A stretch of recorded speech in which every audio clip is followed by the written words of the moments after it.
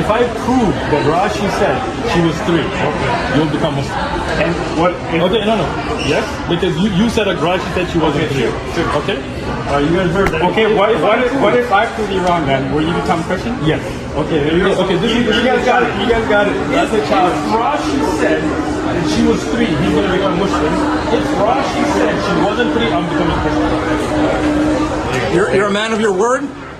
We'll have to see. What do you have to say? You gotta know, man. A few moments later. Okay, you guys ready for this? This is Rashi. And he says, Isaac was 37 years old. At that period, Rebecca was born. And he waited until she was fit for marriage 3 years and then married her at 3 years of age. And then married her. It doesn't say he married her at 3 years. He waited and he was 37. Listen, I'm going to give you the whole thing. He was 37 when she was born. He waited 3 years until she was fit for marriage. 3 years of age. He was 40. She was 3 when he married her, according to Rashi.